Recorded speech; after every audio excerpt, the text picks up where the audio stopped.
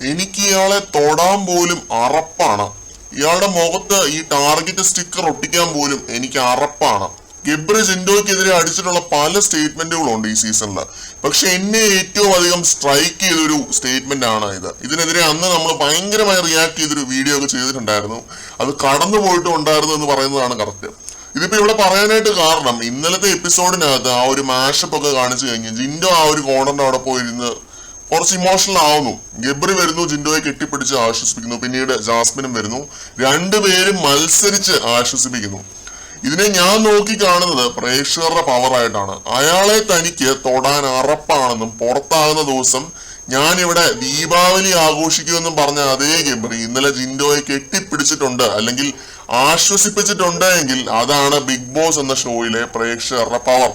നമ്മൾ ഉന്നയിക്കുന്ന വിമർശനങ്ങളുടെ പവർ അതാണ്. ഞാനിപ്പോ ഈ കാര്യങ്ങളെല്ലാം കൂടി കുത്തിപ്പൊക്കിക്കൊണ്ട് വരുന്നത് ഗബ്രിയെ തെറിയേൽപ്പിക്കാനോ അല്ലെങ്കിൽ നെഗറ്റീവിന് വഴി ഒഴുകാനോ ഒന്നും അല്ല. ഈ ഒരു സംഭവം കണ്ടപ്പോ എനിക്ക് പെട്ടെന്ന് ഓർമ്മ വന്ന കാര്യങ്ങളാ ഇതൊക്കെയാണ്. ജിൻഡോ പോലും ഓർത്തിട്ടുണ്ടാവും. ഇത് ഗബ്രിയുടെ കാര്യം മാത്രമാണ് കേട്ടോ ഞാൻ ഈ പറയുന്നത്. ജാസ്മിൻ ഗെയിം സ്പിരിറ്റിൽ വായിട്ടലയ്ക്കുമെന്നല്ലാതെ ഒരു ഗ്രഡ്ജും ജിൻഡോയത് വെക്കുന്നത് ഞാൻ കണ്ടിട്ടില്ല. എന്ത് വലിയ പ്രശ്നം ഉണ്ടെങ്കിലും ജിൻഡോ കാക്ക എന്നേ വിളിച്ചിട്ടുള്ളൂ. അതുകൊണ്ട് ജാസ്മിൻ പുള്ളിയുടെ അടുത്തിരുന്ന് ആശ്വസിപ്പിച്ചത് കണ്ടിട്ട് എനിക്ക് ഒരു അത്ഭുതവും തോന്നിയില്ല. പക്ഷെ ഗബ്രിയുടെ കാര്യത്തിൽ ഞാൻ ശരിക്കും ഞെട്ടിപ്പോയി. ബിഗ് ബോസിൽ വന്നതുകൊണ്ട് മാത്രം മനുഷ്യനെ മനുഷ്യനായിട്ട് കാണാൻ പഠിച്ചു എന്ന് പറയുന്നത് ഈ ഒരു ഷോയുടെ ഒരു നല്ല വശങ്ങളിൽ ഒന്നാണ്. അപ്പോൾ ഇനിയും ഗബ്രി അത് കണ്ടിന്യൂ ചെയ്യണമെന്ന് എനിക്ക് പറയാനുള്ളൂ. മനുഷ്യനെ മനുഷ്യനായിട്ട് കാണാനായിട്ട് പഠിക്കണം.